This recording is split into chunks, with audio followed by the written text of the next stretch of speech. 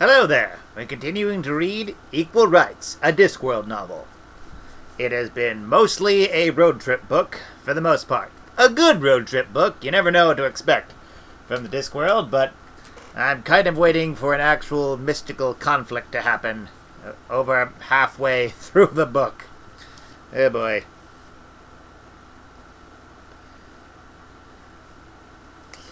I want to be a wizard, said Esk.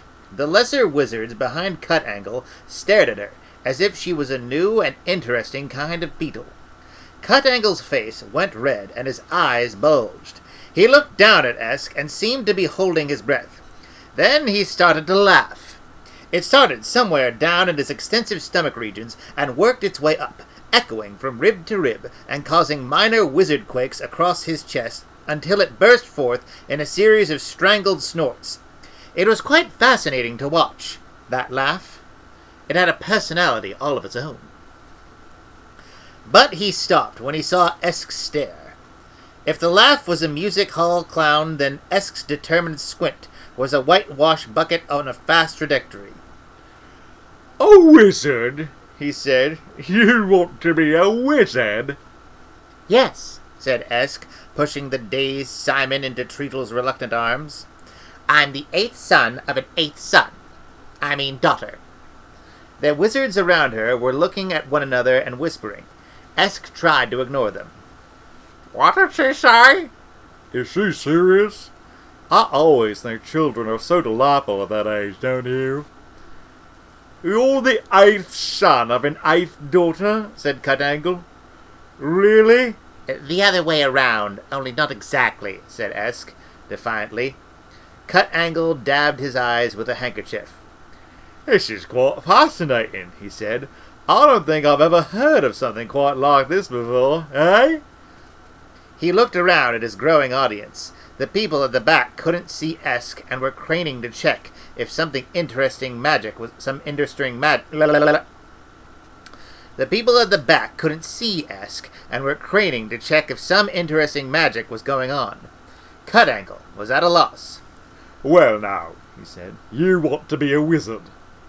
"I keep telling everyone, but no one seems to listen," said Esk.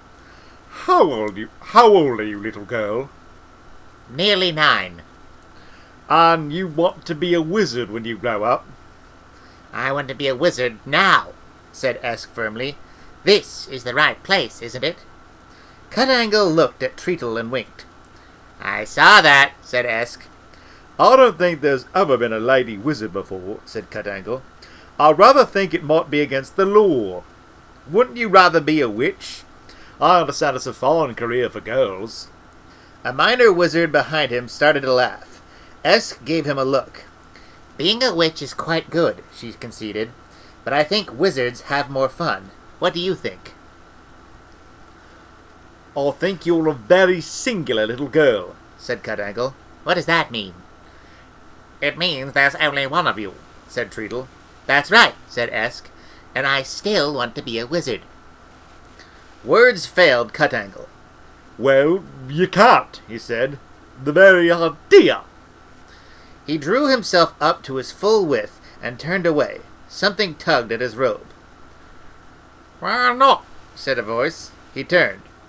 "Because," he said, slowly and deliberately, "because the whole idea is completely laughable, that's why.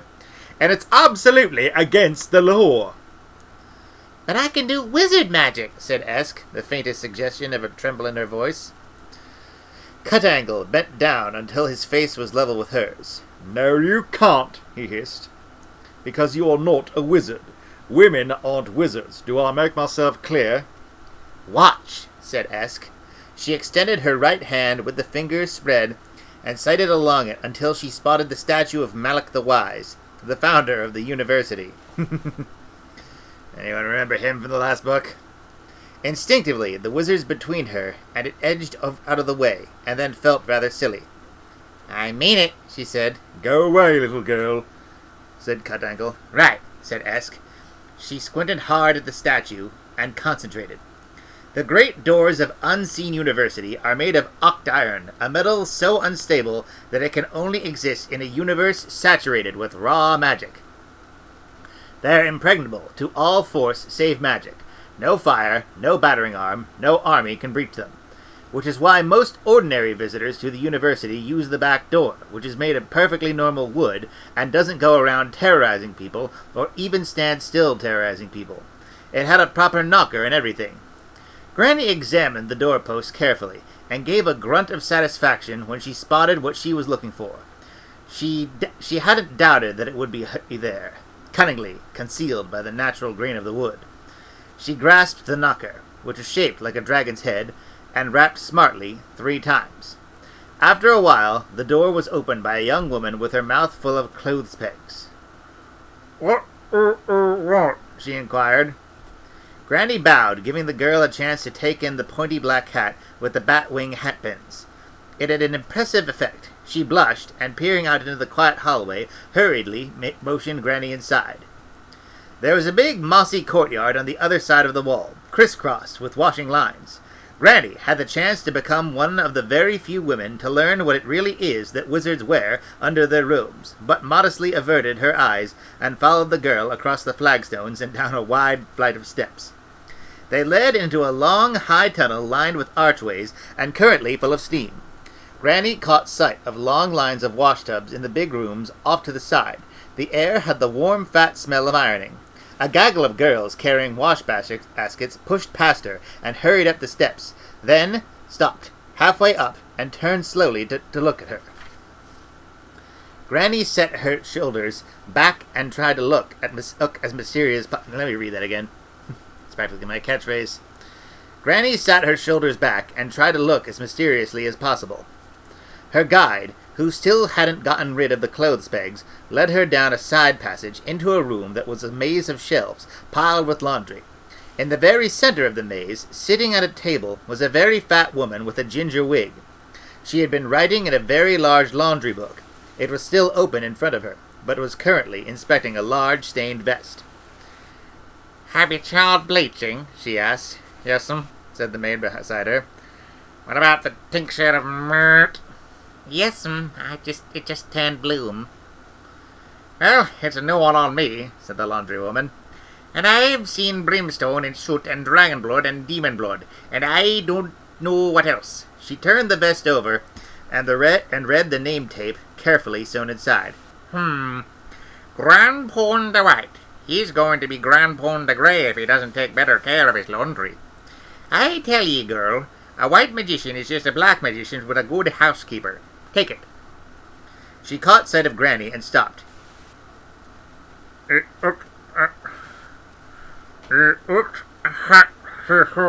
Said Granny's guide, dropping a hurried curtsy. "Yes, thank you, Cassandra, you may go," said the fat woman. She stood up and beamed at Granny, and with an almost perceptible click, wound her voice up several social classes. "Pray excuse us," she said. "You'll find us all at 6s and 7s, it being washing day and everything. Is this a courtesy call, or may I make so bold as to ask?" She lowered her voice. "Is there a message from the other side?" Granny looked blank, but only for a fraction of a second. The witch marks on the doorpost had said that the housekeeper welcomed witches and was particularly anxious for news of her 4 husbands. She was also in random pursuit of a 5th, hence the ginger wig, and, if Granny's ears weren't deceiving her, the creak of enough whalebone to infuriate an entire ecology movement. Gullible and foolish, the signs had said. Granny withheld judgment because city witches didn't seem that bright themselves. The housekeeper must have mistaken her expression. "Don't be afraid," she said. "My stuff have distinct instructions to welcome witches, although of course they upstairs don't approve. No doubt you would like a cup of tea and something to eat?" Granny bowed solemnly. "And I will see if we can't find a nice bundle of old clothes for you too," the housekeeper beamed. Old clothes? Oh, yes, thank you. The housekeeper swept forward with a sound like an elderly tea clipper in a gale, and beckoned Granny to follow her. "I'll have the tea brought to my flat. Tea with a lot of tea leaves." Granny stumped along after her. Old clothes? Did this fat woman really mean it? The nerve! Of course, if they were good quality. There seemed to be a whole world under the university. It was a maze of cellars, cold rooms, still rooms, kitchens, and sculleries, and every inhabitant was either carrying something, pumping something, pushing something, or just standing around and shouting. Granny caught glimpses of rooms full of ice, and others glowing with the heat from red-hot cooking stoves, well-sized. Bakeries smelled of new bread, and tap rooms smelled of old beer. Everything smelled of sweet and wood smoke. Of sweat and wood smoke. I don't know what sweet and wood smoke would smell like. I think it would. Like tobacco or something, whatever. The housekeeper led her up an old spiral staircase and unlocked the door with one of the large number of keys that hung from her belt. The room inside was pink and frilly. There were frills on things that no one in their right mind would frill. It was like being inside candy floss. "Very nice," said Granny, and because she felt it was expected of her, "tasteful." She looked around for something unfrilly to sit on and gave up. "Whatever am I thinking of?" the housekeeper trilled. "I'm Mrs. Whitlow, but I expect you know, of course, and I have the honor to be addressing—" "Eh? Oh, Granny Weatherwax," said Granny. The frills were getting to her. They gave Pink a bad name. "I'm psychic myself, of course," said Mrs. Whitlow. Granny had nothing against fortune-telling, provided it was done badly by people with no talent for it. It was a different matter if people who ought to know better did. It was a different matter if people who ought to know better did it, though. She considered that the future was a frail enough thing at best, and if people looked at it hard enough, they changed it. Granny had some quite complex theories about space and time and why they shouldn't be tinkered with. But fortunately, good fortune-tellers were rare, and anyway, people preferred bad fortune-tellers who could be relied upon for the correct dose of uplift and optimism. That actually makes a lot of sense. Granny knew all about bad fortune-telling. It was harder than the real thing. You needed a good imagination. She couldn't help wondering if Mrs. Whitlow was a born witch who somehow missed her training. She was certainly laying siege to the future.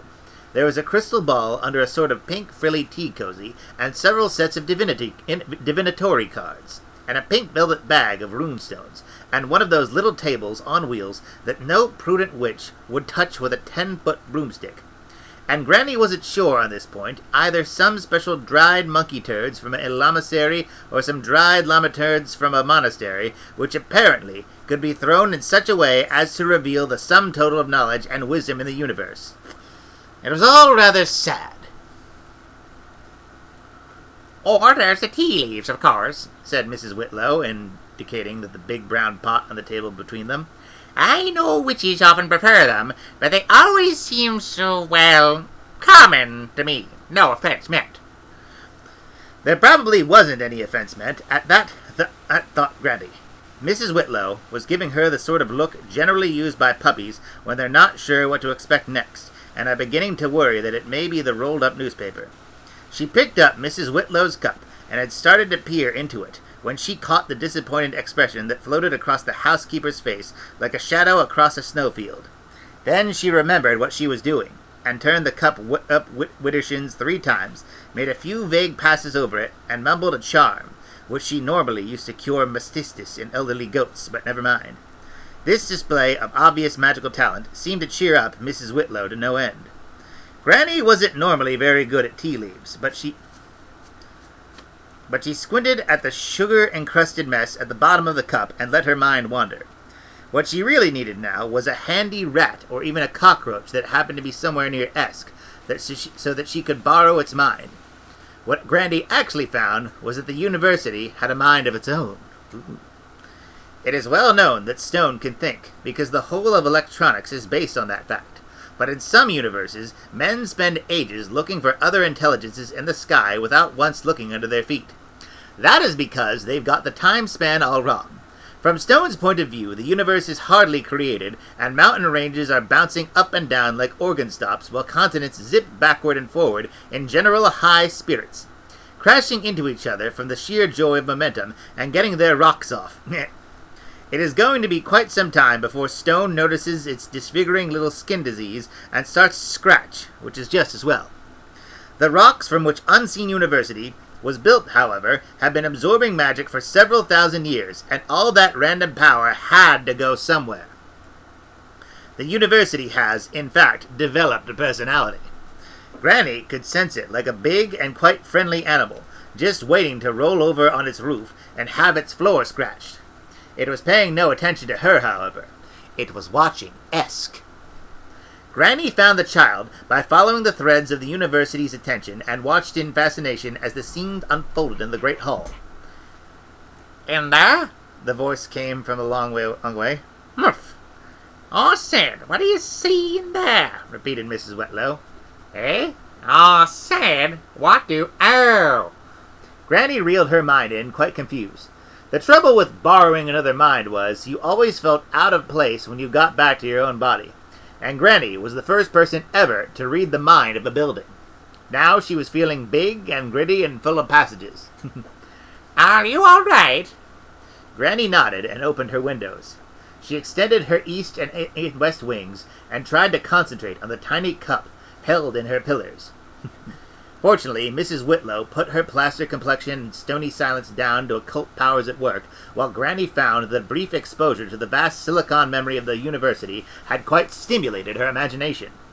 In a voice like a drafty corridor, which made the housekeeper very impressed, she wove a future full of keen young men fighting for Mrs. Whitlow's ample favors.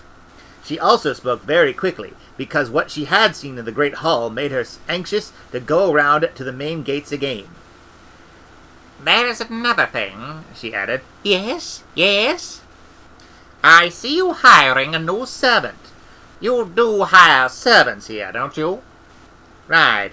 And this one is a young girl, very economical, very good worker, can turn her hand to anything." "What about her, then?" said Mrs. Whitlow, already savoring Granny's surprisingly graphic descriptions of her future and drunk with curiosity.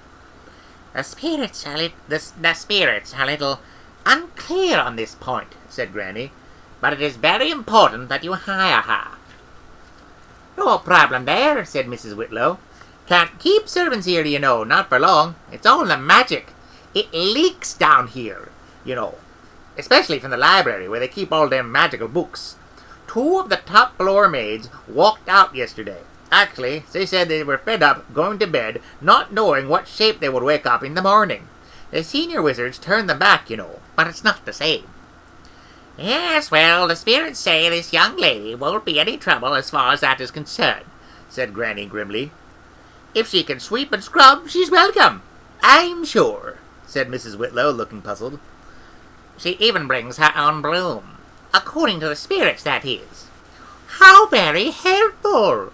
When is this young lady going to arrive?" "Oh, soon.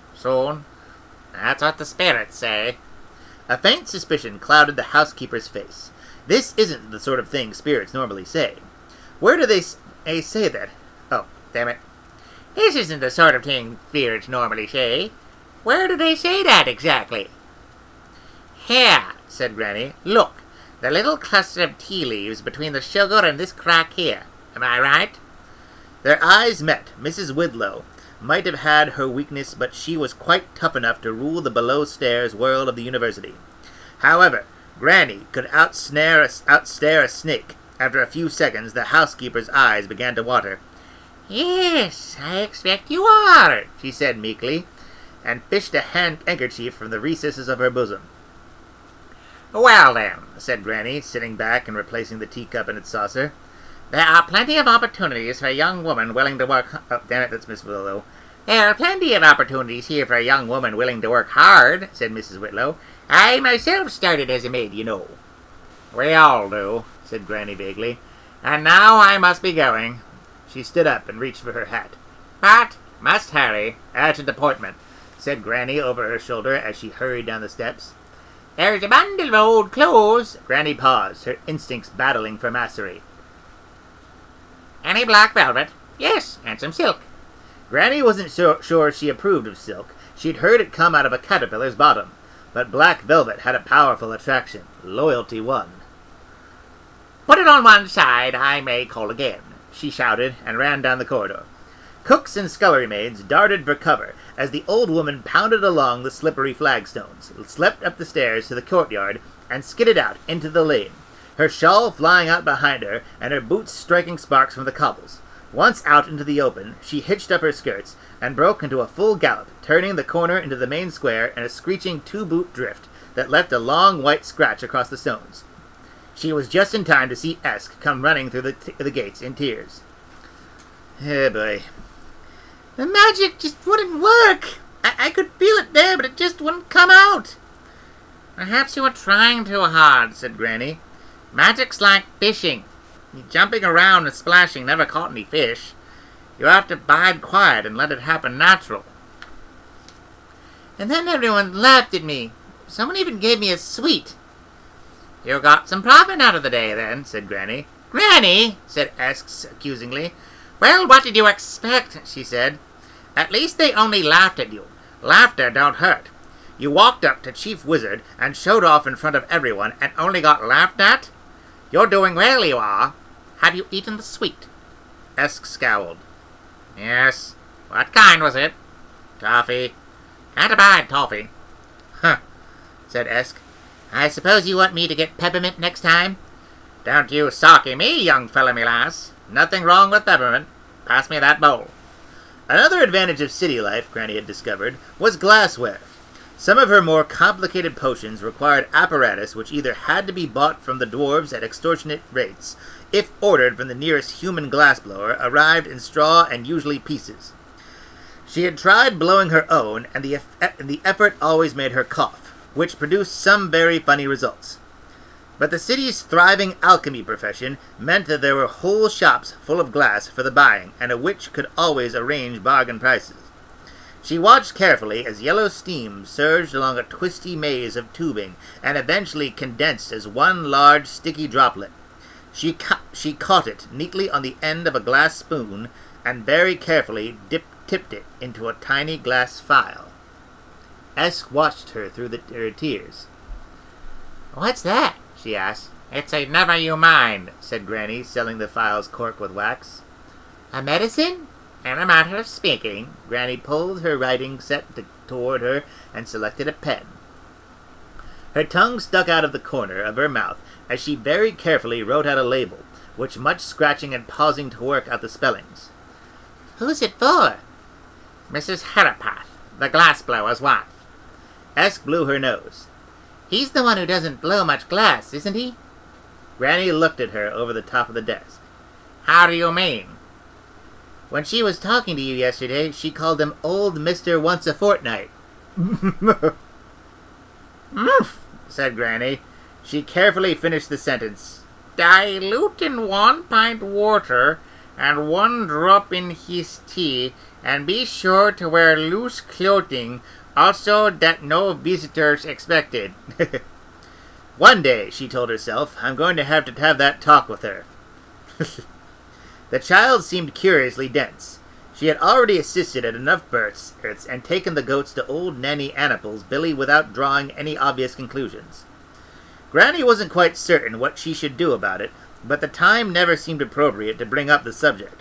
She wondered whether, in her heart of hearts, she was too embarrassed. She felt like a farrier who could shoe horses, cure them, rear them, and judge them, but had only the sketchiest idea about how one rode them. She pasted the label on the phial and wrapped it carefully in plain paper. Now. There is another way into the university, she said, looking sidelong to Esk, who was making a disgruntled job of mashing herbs in a mortar. A witch's way. Esk looked up. Granny treated herself to a thin smile and started work on another label. Writing labels was always the hard part of magic, as far as she was concerned. But I don't expect you'd be interested, she went on. It's not very glamorous. They laughed at me, Esk mumbled. Yes, you said. So you won't be wanting to try again, then. I quite understand. There was a silence broken only by the scratching of Granny's pen. Eventually, Esk said, This way. Humph. It'll get me into the university? Of course, said Granny haughtily. I said I'd find a way, didn't I? A very good way, too. You won't have to bother with lessons. You can go all over the place. No one will notice you. You'll be invisible, really. And, well, you can really clean up. But, of course, after all that laughing, you won't be interested, will you? Have another cup of tea, Mrs. Weatherax, said Mrs. Whitlow. Mistress, said Granny. Pardon? It's Mistress Weatherwax, said Granny. 3 sugars, please. Mrs. Whitlow pushed the bowl toward her. Much as she looked forward to Granny's visits, it came expensive in sugar. Sugar lumps never seemed to last long around Granny. Very bad for the figure, she said. And the teeth, so I hear. I never had a figure to speak of, and my teeth take care of themselves, said Granny. It was true, more's the pity. Granny suffered from robustly healthy teeth, which she considered a big drawback in a witch. She really envied Nanny Annapole, the witch over the mountain, who managed to lose all her teeth by the time she was 20, and had real crone credibility. It meant you ate a lot of soup, but you also got a lot of respect.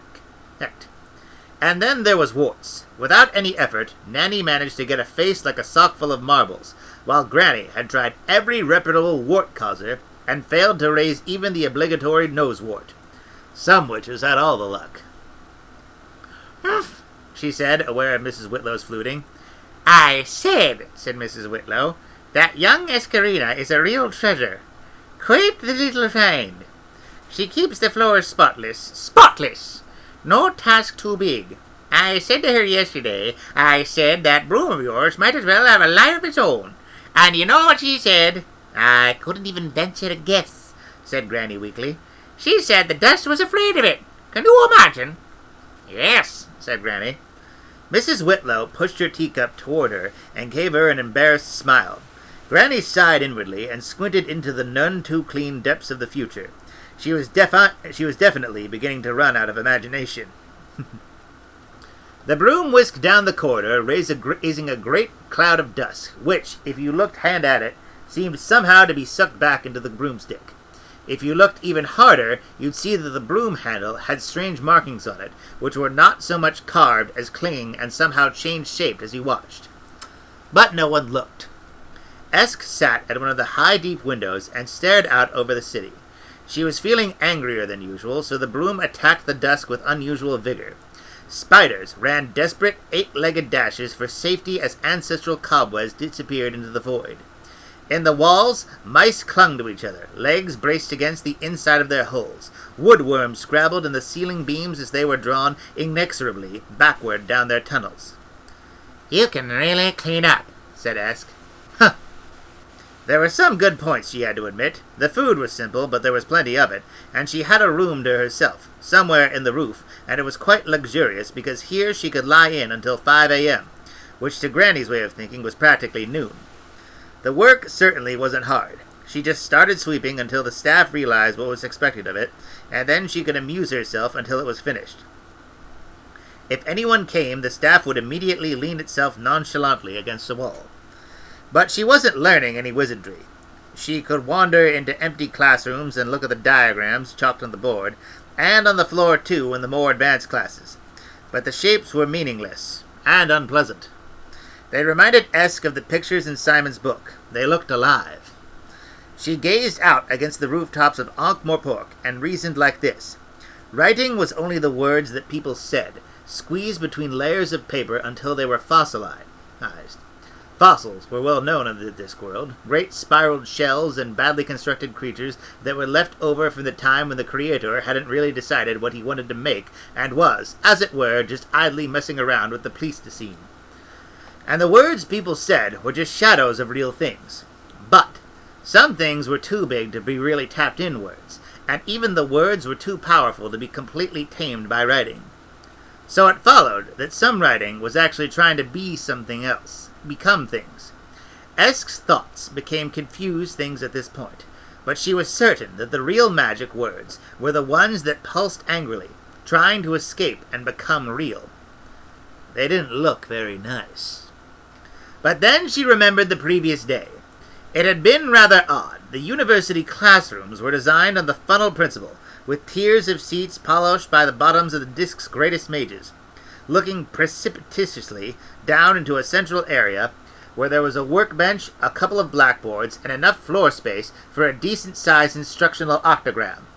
There was a lot of dead space under the tiers, and Esk had found it a quite useful observation post, peering around between the apprentice wizards, pointy boots at the instructor. It was very restful, with the droning of the lecturers drifting over her as gently as the buzzing of the slightly zonked bees in Granny's special herb garden. There never seemed to be any practical magic. It always seemed to just be words. Wizards seemed to like words. But yesterday had been different. Esk had been sitting in the dusty gloom, trying to do even some very simple magic, when she heard the door open and boots clump across the floor. That was surprising in and of itself. Esk knew the timetable, and the second-year students who normally occupied this room were down for beginner's dematerialization with Geoffal the Spry in the gym. Students of magic had little use for physical exercise. The gym was a large room lined with lead and rowan wood, where neophytes could work out at high magic without seriously unbalancing the universe, although not always without seriously unbalancing themselves. Magic had no mercy on the ham-fisted. Some clumsy students were lucky enough to walk out. Others were removed in bottles. Esk peeped between the slats. These weren't students. They were wizards. Quite high ones, to judge by their robes. And there was no mistaking the figure that climbed onto the lecturer's dais like a badly strung puppet, bumping heavily into the lectern and absent-mindedly apologizing to it. It was Simon. No one else had eyes like 2 raw eggs in warm water and a nose bright red from blowing. For Simon, the pollen count always went to infinity. It occurred to Esk that minus his general allergy to the whole of creation, and with a decent haircut and a few lessons in deportment, the boy could look quite handsome. It was an unusual thought, and she squirreled it away for future consideration. Oh, she got a crush. When the wizards had settled down, Simon began to talk. He read from notes, and every time he stuttered over a word, the wizards, as one man without being able to stop themselves, chorused it for him. After a while, a stick of chalk rose from the lectern, and started to write on the blackboard behind him. Esk had picked up enough about wizard magic to know that this was an astounding achievement. Simon had been at the university for a couple of weeks, and most students hadn't mastered light levitation by the end of their second year. That sounds weird, lifting up a chalk thing as a big achievement, but, can you move crap with your mind? I don't think so. 32 minutes. The little white stub skittered and squeaked across the blackness to the accompaniment of Simon's voice. Even allowing for the stutter, he was not a very good speaker. He dropped notes. He corrected himself. He ummed and awed. And as far as Esk was concerned, he wasn't saying anything very much. Phrases filtered down to her hiding place. Basic fabric of the universe was one, and she didn't understand what that was, unless he meant denim, or maybe flannelette. Mutability of the possibility matrix. She couldn't guess at all. Sometimes she seemed to be saying that nothing existed unless people thought it did, and the world was really only there at all because people kept on imagining it. But then she seemed to be saying that there was lots of worlds, all nearly the same and all sort of occupying the same place, but all separated by the thickness of a shadow, so that everything that ever could happen would have somewhere to happen in. Esk could get to grips with this. She had half suspected it ever since she cleaned out the senior wizard's laboratory, or rather while the staff got on with the job, while Esk examined the urinals, and with the assistance of some half-remembered details of her brothers in the tin bath in front of a fire at home, formulated her unofficial general theory of comparative anatomy. The senior wizard's laboratory was a magical place, with real running water and interesting tiles, and most importantly, 2 big silver mirrors fixed to opposite walls so that someone looking into one could see themselves repeated again and again until the image was too small to see. It was Esk's first introduction to the idea of infinity. More to the point, she had a suspicion that one of the mirrors Esk's right on the edge of her sight was waving at her. There was something disturbing about the phrases Simon used. Half the time he seemed to be saying that the world was about as real as a soap bubble or a dream. The chalk shrieked its way across the board behind him. Sometimes Simon had to stop and explain symbols to the wizards, who seemed to Esk to be getting excited at some very silly sentences. Then the chalk would start again, curving across the darkness like a comet, trailing its dust behind it. The light was fading out of the sky outside. As the room grew more gloomy, the chalked words glowed and the blackboard appeared to Esk to be no so much dark as simply not there at all, but just a square hole cut out of the world. Simon talked on about the world being made up of tiny things whose presence could only be determined by the fact that they were not there. Little spinning balls of nothingness that magic could shunt together to make stars and butterflies and diamonds. Everything was made out of emptiness. The funny thing was, he seemed to find this fascinating. Esk was only aware that the walls of the room grew as thin and insubstantial as smoke, as if the emptiness in them was expanding to swallow whatever it was that defined them as walls. And instead, there was nothing but the familiar, cold, empty, glittering plain with its distant, worn hills, and the creatures that stood as still as statues looking down. There are a lot more of them now. They seemed for all the world to be clustering like moths around the light. One important difference was that a moth's face, even close up, was as friendly as a bunny rabbit's compared to the things watching Simon. Then the servant came in to light the lamps, and the creatures vanished, turning into perfectly harmless shadows that lurked in the corners of the room. At some time in the recent past, someone had decided to brighten the ancient corridors of the university by painting them, having some vague notion that learning should be fun. It hadn't worked. It's a fact known throughout the universe that no matter how carefully the colors are chosen, institutional decor ends as either vomit green, unmentionable brown, nicotine yellow, or surgical appliance pink. By some little understood process of sympathetic resonance, corridors painted in those colors always smell slightly of boiled cabbage, even if no cabbage is ever cooked in the vicinity. Somewhere in the corridors, a bell rang. Esk dropped lightly from her windowsill, grabbed the staff, and started to sweep industrially as doors were flung open, and the corridors filled with students. They streamed past her on two sides like water around a rock. For a few minutes, there was utter confusion. Then doors slammed, a few laggard feet pattered away in the distance, and Esk was by herself again. Not for the first time. Esk wished that the staff could talk. The other servants were friendly enough, but you couldn't talk to them. Not about magic, anyway. She was also coming to the conclusion that she ought to learn to read. This reading business seemed to be the very key to the wizard magic, which was all about words. Wizards seemed to think that names were the same as things, and that if you changed the name, you changed the thing. At least it seemed to be something like that. Reading. That meant the library, where I got this book. Simon had said that there were thousands of books in it, and among all those words there were bound to be one or two she could read. Esk put the staff over her shoulder and set off resolutely for Mrs. Whitlow's office.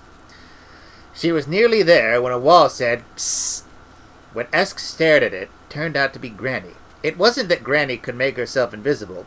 It was just that she had this talent for being able to fade into the foreground so that she wasn't noticed. "How are you getting on, then?" said Granny. "How's the magic coming along?" "What are you doing here, Granny?" said Esk. "Been to tell Mrs. Whitlow her fortune," said Granny, holding up a large bundle of old clothes with some satisfaction. Her smile faded under Esk's stern gaze. "Well, things are different in the city," she said. "City people are always worried about the future. It comes from eating unnatural food. Anyway," she added, suddenly realizing that she was whining, "why shouldn't I tell fortunes?" "You always said that Hilda was playing on the foolishness of her sex," said Esk. "You said that them as tell fortunes should be ashamed of themselves, and anyway, you don't need old clothes." "Waste not, want not," said Granny primly. She had spent her entire life on the old clothes standard, and wasn't about to let temporary prosperity dislodge her.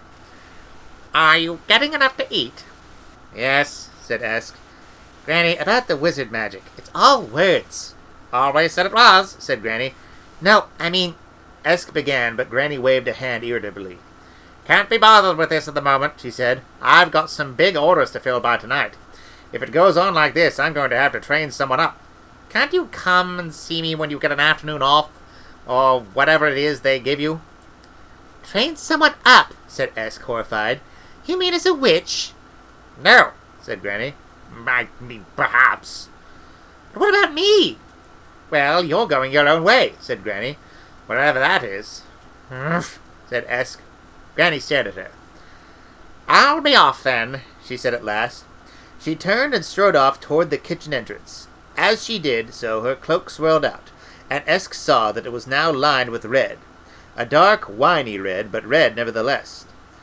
On Granny, who had never been known to wear any visible clothing that was other than a serviceable black, it was quite shocking. "The library," said Mrs. Whitlow. "I don't think anyone cleans the library." She looked generally puzzled. "Why?" said Esk. "Doesn't it get dusty?" "Well," said Mrs. Whitlow. She thought for a while. "I suppose it must do, since you come to mention it. I never really thought about it." "You see, I've cleaned everywhere else," said Esk sweetly. "Yes," said Mrs. Whitlow. "You have, haven't you?"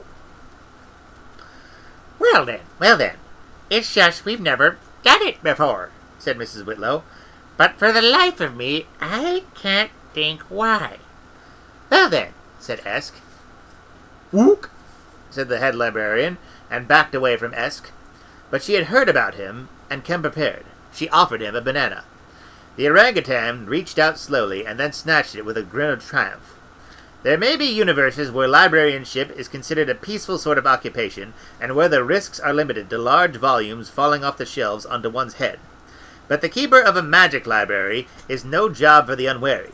Spells have power, and merely writing them down and shoving them between covers doesn't do anything to reduce it. The stuff leaks. Books tend to react with one another, creating randomized magic with a mind of its own. Books of magic are usually chained to their shelves, but not to prevent them from being stolen.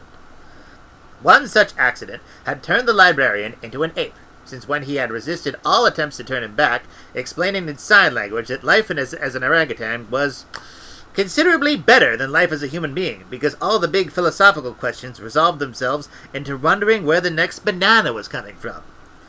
I just know the orangutan people are going to be like, "Orangutans don't eat bananas!" Rah! Actually, do they? I forget. Anyway, long arms and prehensile feet were ideal for dealing with high shelves. Esk gave him the whole bunch of bananas and scurried away amongst the books before he could object. Esk had never seen more than one book at a time, and so the library was, for all she knew, just like any other library. True, it was a bit odd the way the floor seemed to become the wall in the distance, and there was something strange about the way the shelves played tricks on the eyes, and seemed to twist through rather more dimensions than the normal 3. And it was quite surprising to look up and see shelves on the ceiling, with the occasional student wandering unconcernedly among them. The truth was that so much magic distorted. The truth was that the presence of so much magic distorted the space around it. Down in the stacks to the very denim, or possibly flannelette, of the universe was tortured into very peculiar shapes. The millions of trapped words, unable to escape, bent reality around them. It seemed logical to Esk that among all these books should be one that told you how to read all the others. She wasn't sure how to find it, but deep in her soul, she felt it would probably have pictures of cheerful rabbits and happy kittens on the cover. The library certainly wasn't silent. There was the occasional zip and sizzle of magical discharge, and an octarine spark would flash from shelf to shelf. Chains clinked faintly, and of course there was the faint rustle of thousands of pages in their leather-bound prisons. Esk made sure no one was paying any attention, and pulled at the nearest volume. It sprang open in her hands, and she saw gloomily that there were the same unpleasant types of diagram that she had noticed in Simon's book. The writing was entirely unfamiliar, and she was glad about that. It would be horrible to know what all these letters, which seemed to be made up of ugly creatures doing complicated things to each other, actually meant. She forced the cover shut, even though the words seemed to be desperately pushing back. There was a drawing of a creature on the front. It looked suspiciously like one of the things from the cold desert. It certainly didn't look like a happy kitten. Hello. Esk, isn't it? How did you get in here? That was, damn it. It was Simon, standing there with a book under each arm. Esk blushed. "Granny won't tell me," she said. "I think it's something to do with men and women." Simon looked at her blankly. Then he grinned. Esk thought about the question a second time. "I work here. I sweep up." She waved the staff in explanation. "In here?" Esk stared at him. She felt alone and lost and more than a little betrayed. Everyone seemed to be busy living their own lives except her. She would spend the rest of her life cleaning up after wizards. It wasn't fair, and she'd had enough. Actually, I don't. Actually, I'm learning to read so I can be a wizard. The boy regarded her through his damp eyes for some seconds. Then he gently took the book out of Esk's hand and read its title.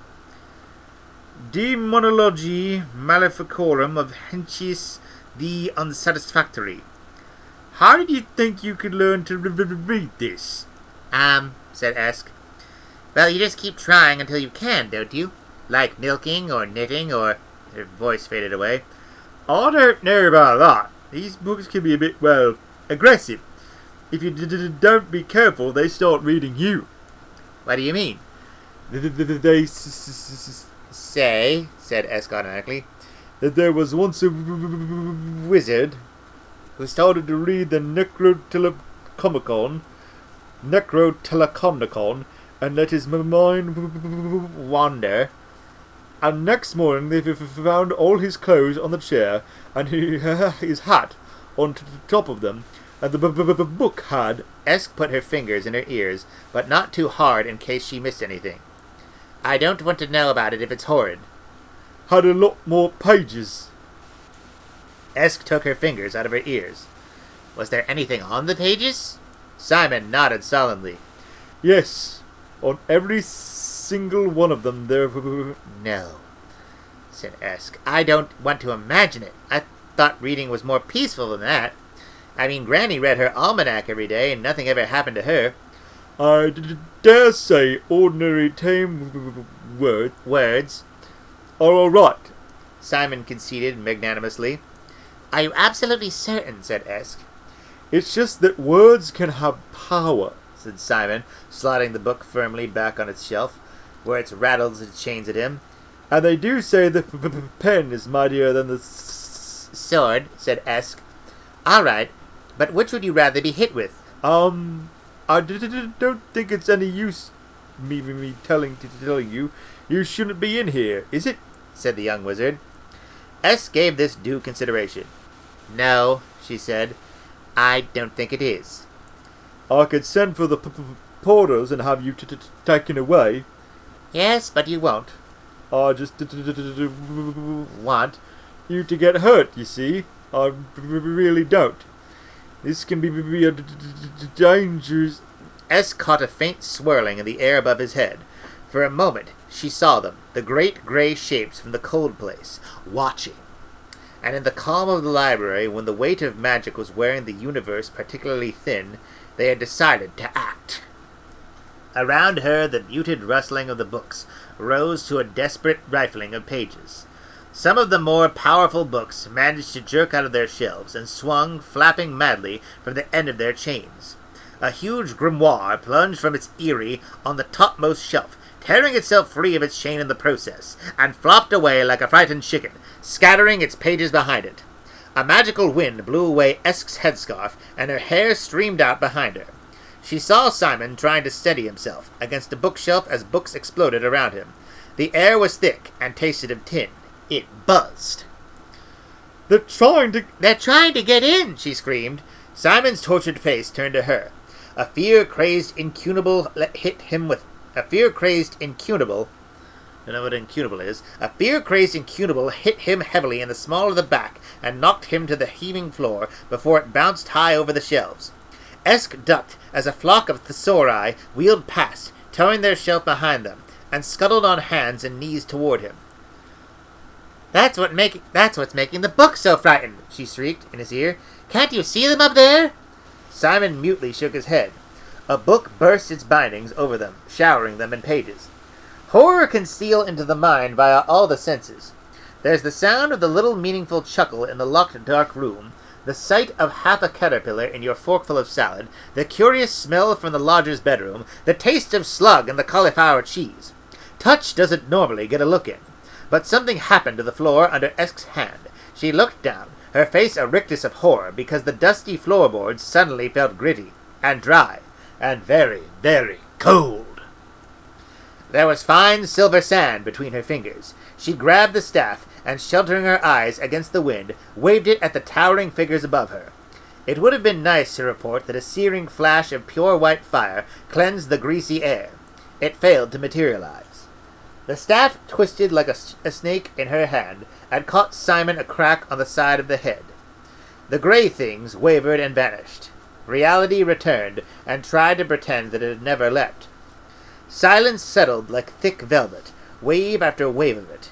A heavy, echoing silence. A few books dropped heavily out of the air, feeling silly. The floor under Esk's feet was undoubtedly wooden. She kicked it hard to make sure. There was blood on the floor, and Simon lay very quietly in the center of it. Esk stared down at him, and then up the still air, and then at the staff. It looked smug. She was aware of distant voices and hurrying feet. A hand like a fine leather glove slipped gently into hers, and a voice behind her said, "Ook!" very softly. She turned and found herself staring down at the gentle inner tube face of the librarian. He put his finger to his lips in an unmistakable gesture and tugged gently at her hand. "I've killed him," she whispered. The librarian shook his head and tugged insistently. "Ook," he explained. "Ook." He dragged her reluctantly down a side alleyway in the maze of ancient shelving a few seconds before a party of senior wizards, drawn by the noise, rounded the corner. "The books have been farting again." "Oh no, it'll take ages to capture all the spells again. You know they go and find places to hide." "Who's that on the floor?" There was a pause. "He's knocked up. A shelf caught him by the looks of it." "Who is he?" "That new lad. You know, the one they say has got a whole head full of brains." "If that shelf had been a bit closer, we'd be able to see if they were rot." "You two, get him along to the infirmary. The rest of you better get these books rounded up." "Where's the damn librarian? He ought to know better than to let a critical mass build up." Esk glanced sideways at the orangutan, who waggled his eyebrows at her. He pulled a dusty volume of gardening spells out of the shelves beside him, extracted a soft brown banana from the recess behind it, and ate it with the quiet relish of one who knows that whatever the problems are, they belong firmly to human beings. She looked the other way, at the staff in her hand, and her lips went thin. She knew her grip hadn't slipped. The staff had lunged at Simon, with murder in its heartwood. Ooh. The boy... let's do one more chapter here. The boy lay on a hard bed in a narrow room, a cold towel folded across his forehead. Treadle and Cut-Angle watched him carefully. "How long has it been? How long has it been?" said Cut-Angle. Treadle shrugged. Wait, no, that's Cut-Angle. "How long has it been?" Treadle shrugged. 3 days. "And he hasn't come around once?" "No."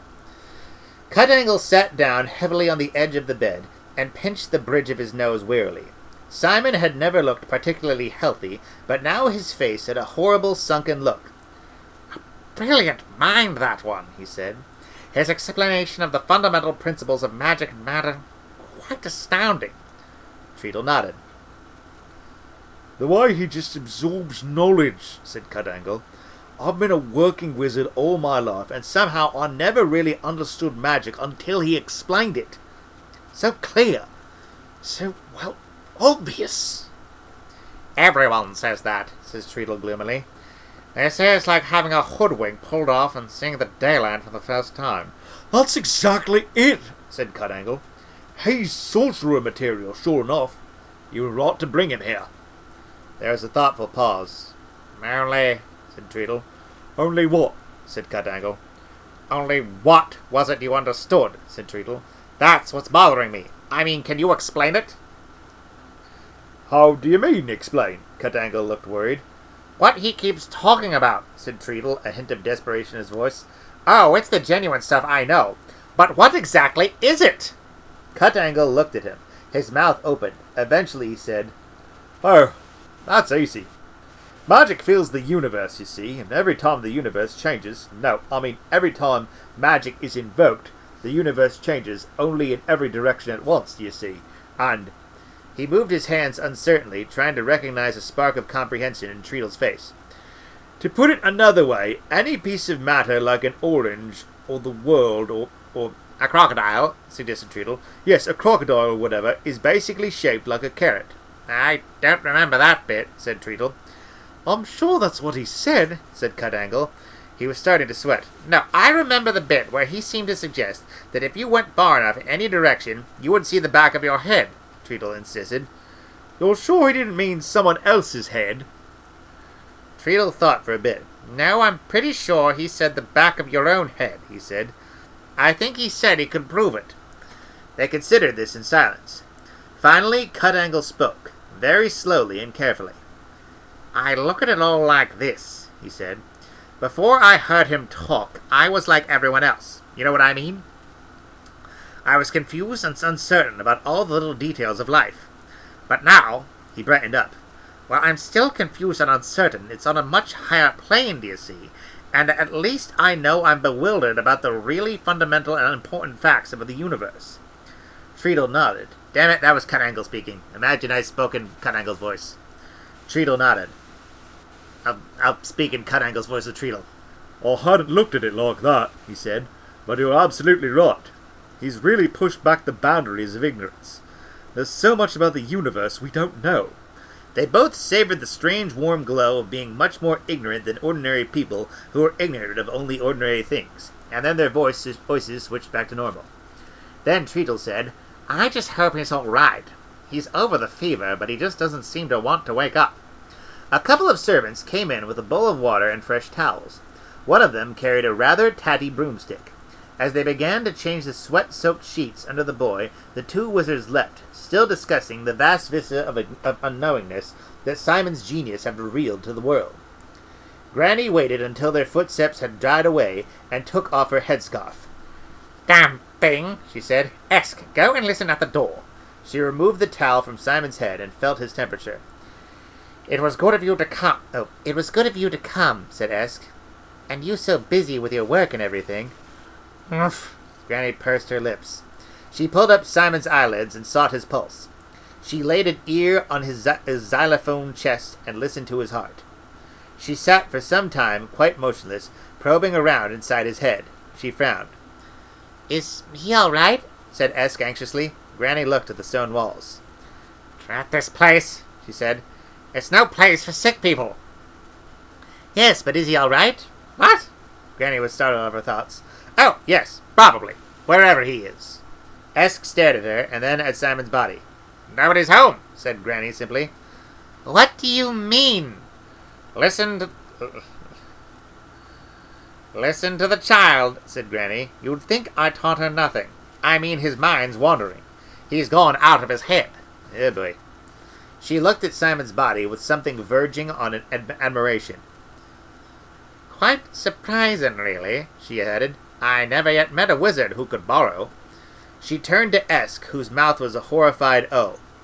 "I remember as an old girl, old Nanny Annabel went wandering. Got too wrapped up with being a vixen, as I recall. Took us days to find her. And then there was you too. I never would have found you if it wasn't for that staff thing, and... What have you done with it, girl?" "It hit him," Esk muttered. "It tried to kill him. I threw it in the river." "Not a nice thing to do after it saved you," said Granny. "It saved me by hitting him?" "Didn't you realize? He was calling to them. To them things." "That's not true!" Granny stared into Esk's defiant eyes, and the thought came to her mind. I've lost her. 3 years of work down the privy.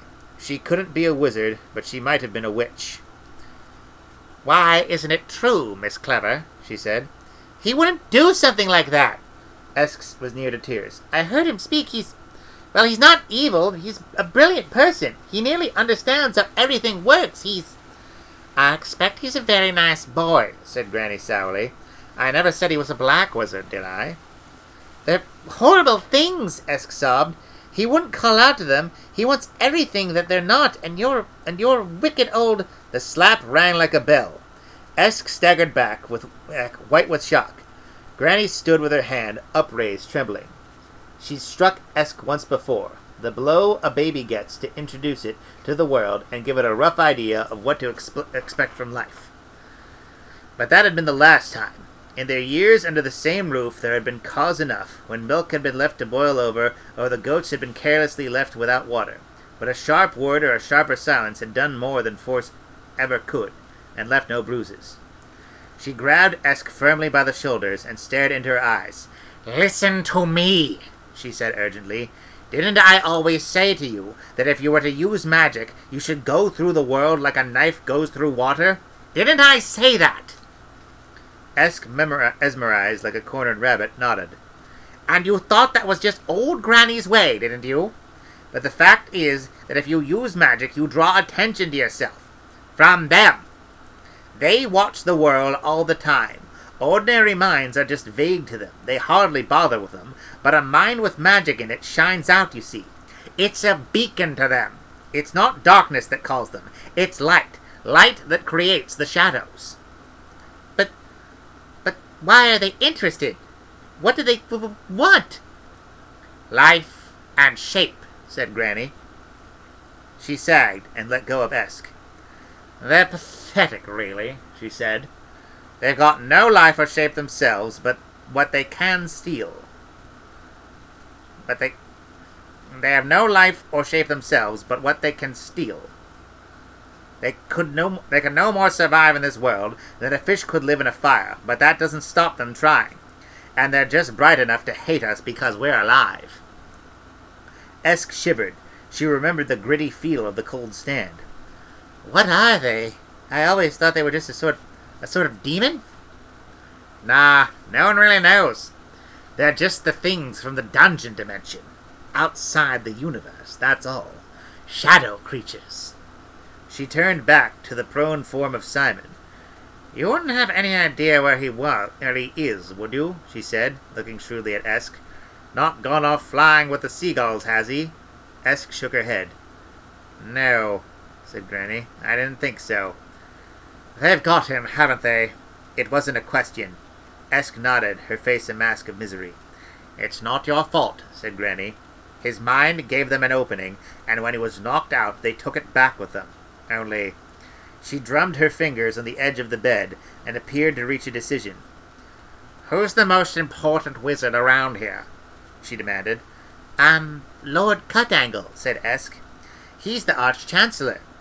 He was one of the ones who was in here." "The fat one, or the one like a steak of vinegar?" Esk dragged her mind from the image of Simon on the cold desert and found herself saying, "He's an 8th level wizard and a 33-degree mage, actually." "You mean he's bent?" said Granny. "All this hanging around wizards has made you take them seriously, my girl. They all call themselves the Lord High this and the Imperial that. It's all part of the game. Even magicians do that. You'd think they'd become more sensible at least, but no. They call around saying that they're amazing Bonko and Doris. Anyway, where is this high rum-tiddly-po?" "They'll be at dinner in the Great Hall," said Esk. "Can he bring Simon back, then?" "That's the difficult part," said Granny. "I dare say we could get all something back easily enough, walking and talking just like anyone. Whether it would be Simon is quite another sack of ferrets." She stood up. "Let's find this Great Hall, then. No time to waste." Women aren't allowed in," said Esk. Granny stopped in the doorway. Her shoulders rose. She turned away very slowly. "What did you say?" she said.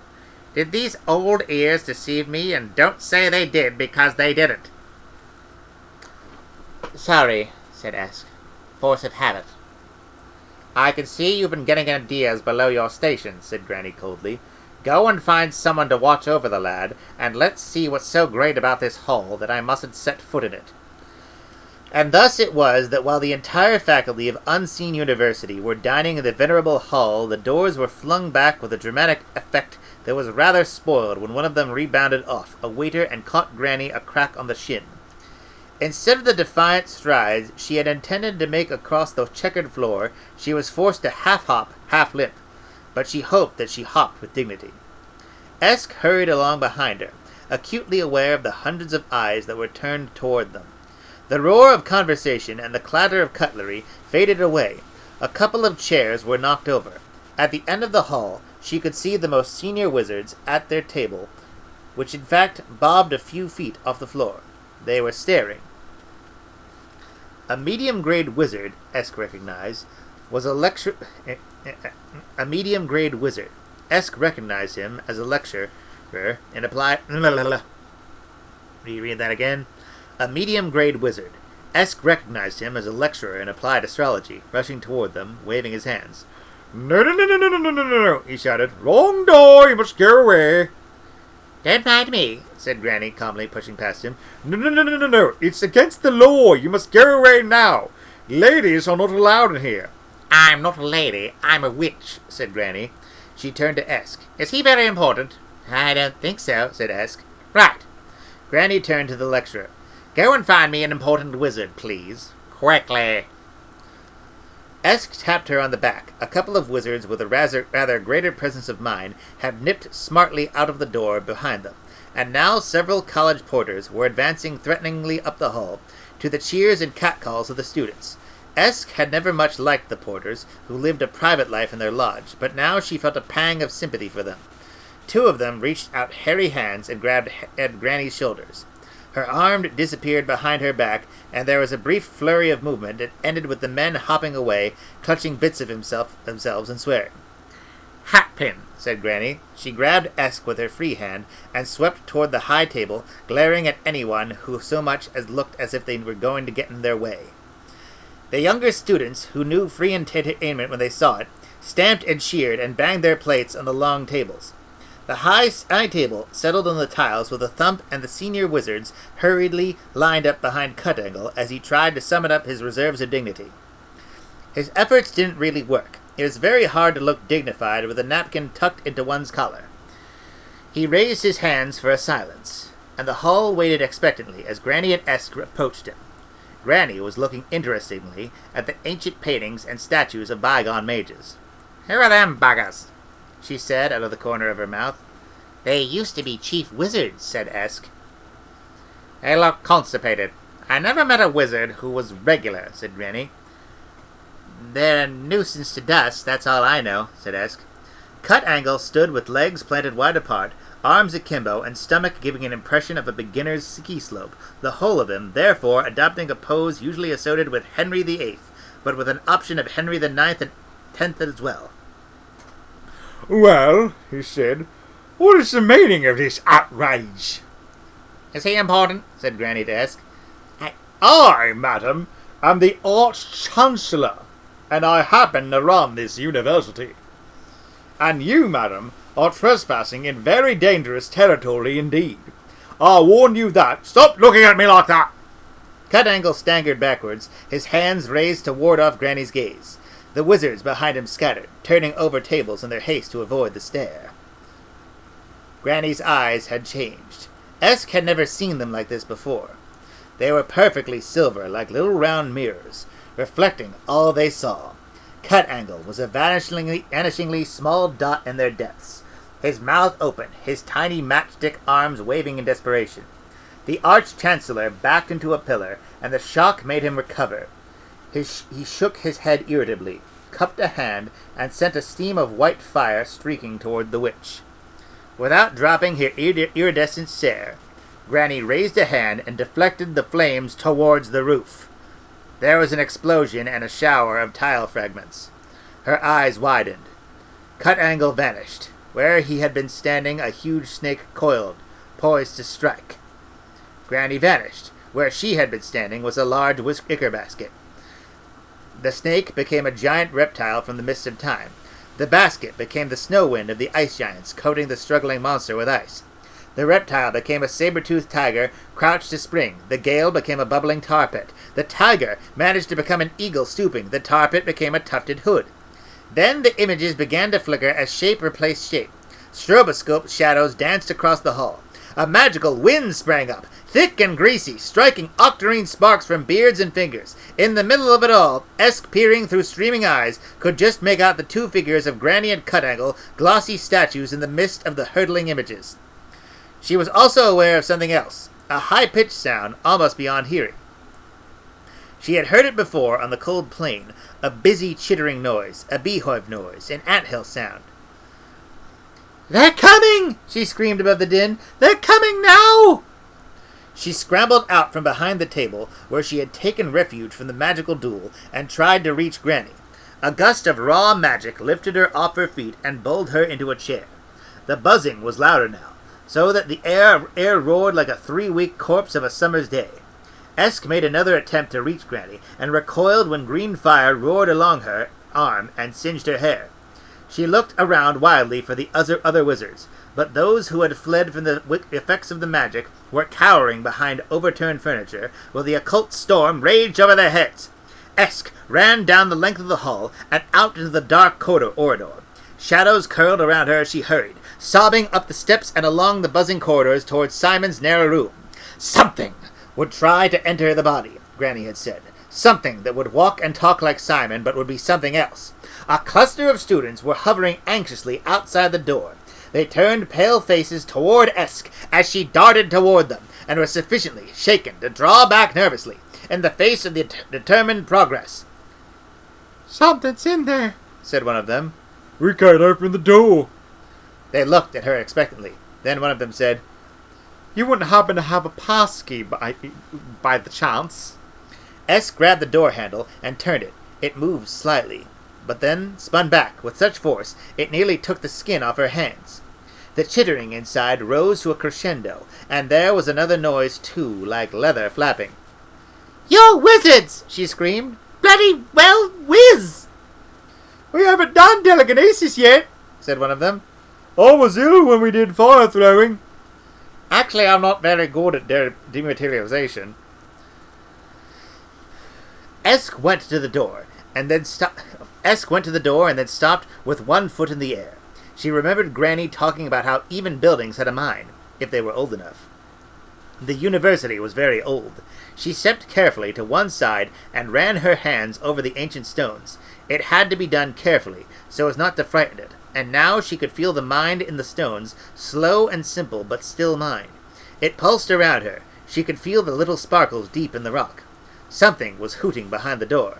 The 3 students watched in astonishment as Esk stood rock still with her hands and forehead pressed against the wall. She was almost there. She could feel the weight of herself, the ponderousness of her body, the distant memories of the dawn of time when rock was molten and free. For the first time in her life, she knew what it was like to have balconies.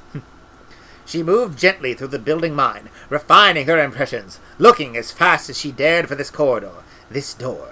She started out one-armed, very carefully. The students watched as she uncurled one finger very slowly. The door hinges began to creak. There was a moment of tension, and then the nails sprang from the hinges and clattered into the wall behind her. The planks began to bend as the door still tried to force itself open against the strength of whatever was holding it shut. The wood billowed. Beams of blue light lanced out into the corridor, moving and dancing as indistinct shapes shuffled through the blinding brilliance inside the room. The light was misty and extinct, the sort of light to make Steven Spielberg reach for his copyright lawyer. Esk's hair leapt from her head so that she looked like an ambulant dandelion. Little fire snakes of magic crackled across her skin as she stepped away through the doorway. The students outside watched in horror as she disappeared into the light. It vanished in a silent explosion.